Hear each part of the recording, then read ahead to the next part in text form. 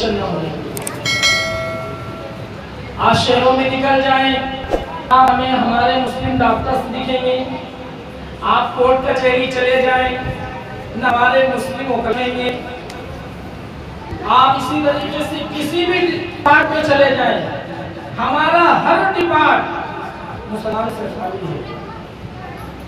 ہم تہیہ کریں، آدھی روٹی کھائیں گے، ایک وقت کا کھانا کھائیں گے، ہر طرح کی مصیبت برداشت کر لیں گے، اپنے بچوں کو تعلیم دلائیں گے، اپنے بچوں کو دینی تعلیم و تربیت سے آراستہ کریں گے۔ جب ہم اس طرح سے عزم کریں گے اور اپنے بچوں کو دینی تعلیم و تربیت سے لگائیں گے تو یہی بچے ہماری آنکھوں کا سرما بنیں گے، ہمارے دلوں کی ٹھنڈک بنیں گے۔ نہیں تو آپ دیکھ لیجئے، جن کی زندگیاں دین سے دور ہیں، جن کی زندگیاں دین سے دور ہیں، دینی تعلیم و تربیت سے دور ہے، آج وہ کس طریقے سے اپنے والدین پر عذاب بنے ہوئے ہیں۔ والدین کے لیے ایک آزمائش ہے۔ جب ہم اپنے آپ کو دینی تعلیم و تربیت سے جوڑیں گے تو ہمارا معاشرہ بہترین معاشرہ بنے گا، ہمارے بچے بہترین بچے ہوں گے، ہماری بچیاں بہترین بچیاں ہوں گی، ہماری مائیں بہنیں بہترین تربیت کرنے والی ہوں گی۔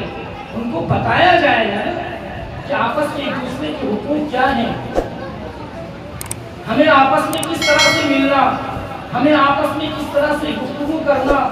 جب بچیوں کو بتایا جائے گا، ان کو پردے کی اہمیت بتائی جائے گی، پردے کی اہمیت سکھائی جائے گی، وہ کسی غیر محرم کے سامنے اپنے چہرے کو کھول کر نہیں جائیں گے۔ آج چلے جائیں بازاروں میں،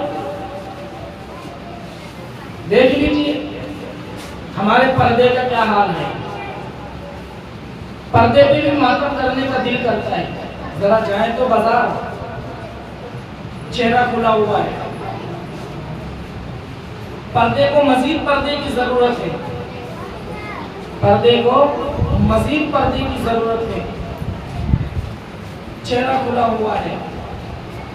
آج ہمارے کپڑے کس طریقے سے ہیں، یہ سب کیوں ہے؟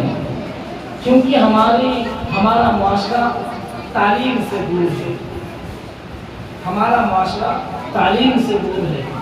جب ہمارے معاشرے میں تعلیم کا لیول بڑھے گا تو معاشرہ ترقی کرے گا۔ بغیر تعلیم کے ہمارا معاشرہ ترقی نہیں کر سکتا ہے، بغیر تعلیم کے۔ اب وہ تعلیم چاہے دنیاوی تعلیم ہو یا دینی تعلیم ہو، ترقی کے لیے تعلیم ضروری ہے، ایجوکیشن ضروری ہے۔ تو آج کے اس پرفتن ماحول میں اپنی ماں بہنوں سے یہ درخواست کرتا ہوں کہ ہم اپنے بچوں کی دینی تعلیم و تربیت میں معین و مددگار بنیں۔ اپنے بچوں کو، یہ ہمارے اپنے گاؤں کا، اپنے علاقے کا مدرسہ ہے، کئی سالوں سے چل رہا ہے۔ بارہا اس مدرسے میں مختلف موقعوں پر آنا ہوتا ہے۔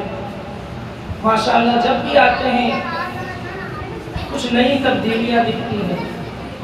اللہ پاک جزائے خیر دے مدرسے کے ذمہ داروں کو اور ہمارے حاضر ابو سفیان صاحب کو کہ وہ ہمیشہ کوشاں رہتے ہیں کہ کس طریقے سے بچوں کے اندر صحیح معنوں میں تعلیم کی روح پھونک دی جائے، صحیح معنوں میں تربیت کی روح پھونک دی جائے، تاکہ ایسا نہ ہو کہ ہمارا معاشرہ تعلیم سے دور رہ جائے، ہمارا معاشرہ تعلیم سے کٹ جائے۔ جب بھی آتا ہوں کچھ نئی تبدیلیاں دکھتی ہیں، خوشی ہوتی ہے کہ ماشاءاللہ ہمارا یہ مدرسہ دن بدن ترقی کی راہوں پر گامزن ہے۔ اب ضرورت یہ ہے کہ ہمارے جو علاقے کے لوگ ہیں، جو محلے کے لوگ ہیں، ہمارے اس مدرسے کا تعاون کریں، ساتھ دیں، اپنے بچوں کو یہاں پر ڈالیں، اپنے بچوں کو پڑھنے کے لیے یہاں پر پہنچائیں، وقت کا خیال رکھیں۔ بسا اوقات ایسا ہوتا ہے کہ بچے پڑھنے کے لیے تو آتے ہیں لیکن غیر حاضری ان کی ہو جاتی ہے کہ صحیح معنوں میں تعلیم نہیں ہو پاتی۔ اگر ہمارا بچہ اس مدرسے میں پڑھ رہا ہے تو ہم اس کی حاضری کی فکر رکھیں، پابندی کا خیال رکھیں، ایسا نہ ہو کسی نام لکھا دیا جائے بس کام ختم ہو سکتا۔ ماہانہ جائزہ ہوتا ہے، سہ ماہی جائزہ ہوتا ہے، ششماہی جائزہ ہوتا ہے، سالانہ جائزہ ہوتا ہے۔ یہ کس لیے ہوتا ہے؟ کہ ہمارے بچوں کے اندر تعلیمی لیول بڑھ رہا ہے کہ نہیں بڑھ رہا ہے؟ جہاں پر آئے تھے وہیں پر ٹکے ہوئے ہیں تو معاملہ آگے بھی بڑھا ہے۔ اس لیے ہم اپنے بچوں کو مدرسہ بھیجیں۔ یہ عید کے بعد تقریباً تمام مدارس کھلنے لگتے ہیں۔ جو بھی اعلانات ہوں ان اعلانات پر ہم عمل کرتے ہوئے اپنے بچوں کو مدرسہ بھیجیں۔ اور الحمدللہ یہاں پر بھی اصلی تعلیم کا انتظام ہے۔ ہم ہائی تعلیم کے نام پر فریب کھاتے ہیں۔ اس سے پہلے بھی یہیں پر یہ بات بتائی گئی۔ آج ایجوکیشن کا کتنا بڑا فراڈ ہے، کتنا بڑا فراڈ ہے۔ ہمارے والدین ذرا غور سے سنیے گا اس چیز کو۔ اسکولوں میں اپنے بچوں کو بھیجتے ہیں، اس کی فیس الگ دیتے ہیں، ٹیوشن پھر بھیجتے ہیں۔ وہی ٹیچر جو اسکول میں پڑھا رہا ہے ان بچوں کو، وہی سبجیکٹ پھر ٹیوشن کے نام پر الگ پڑھا رہا ہے۔ آخر اس کی وجہ کیا ہے؟ ٹیوشن کیوں ہے؟ کبھی ہم نے سنا کہ مدرسوں میں ٹیوشن پڑھائے جاتے ہیں؟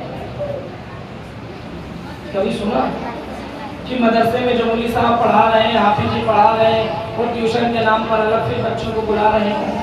نہیں۔ کیا مطلب ہے اس کا؟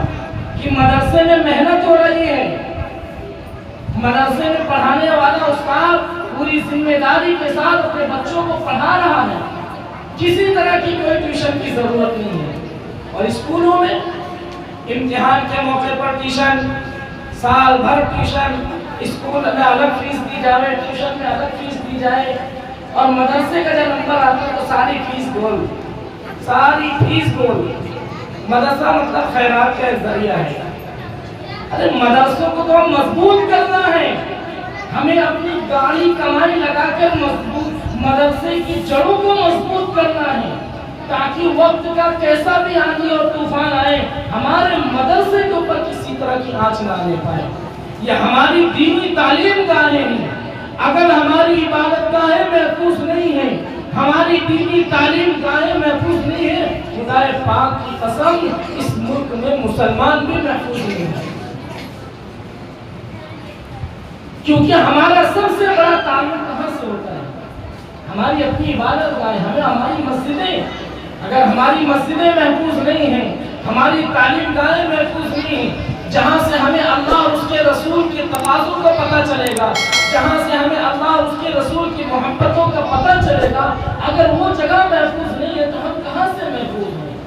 اس لیے ضرورت ہے کہ آج مسلمان اپنی گاڑی کمائی لگا کر مدرسے کی جڑوں کو مضبوط کریں، اپنے بچوں کو بھیج کر مدرسوں کو مضبوط کریں، اپنی دعاؤں میں مساجد اور مدارس کے تحفظ کے لیے اپنی اللہ تعالیٰ سے دعائیں کریں۔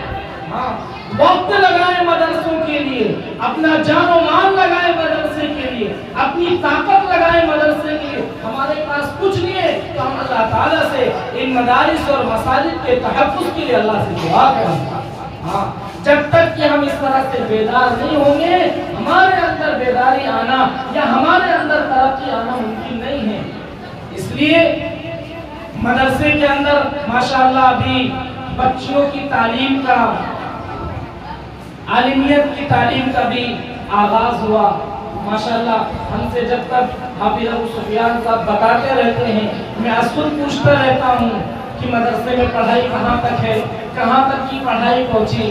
ہر بار بتاتے ہیں ماشاءاللہ عالمیت کی پڑھائی کے درجات بھی بڑھ گئے۔ ہمارے گھروں کے اندر جو بچیاں ہیں ہم باہر نہیں بھیج سکتے ہیں، پردے کے ساتھ ہم مدرسہ بھیجیں ان کو۔ تاکہ ان کو دینی تعلیم و تربیت کا علم ہو. ان کی جب دینی تعلیم، وہ جب دینی تعلیم سے وابستہ ہوں گے، ان کی دینی تربیت ہوگی، تو جب وہی بچی ماں بنے گی تو وہ اپنے بچوں کو بھی اسی طریقے سے دینی تعلیم و تربیت میں ڈھالنے کی کوشش کرے گی. اس لیے آپ تمام حضرات سے درخواست ہے، تمام حضرات سے اپیل ہے، ایک عاجزانہ اپیل ہے کہ آج کی اس پرفتن ماحول میں ہم مدرسوں کو اپنا تحفظ فراہم کریں، اپنے مال کے ذریعے سے، اپنی جان کے ذریعے سے، اپنے بچوں کے ذریعے سے، اپنے اوقات کے ذریعے سے، اپنی دعاؤں کے ذریعے سے.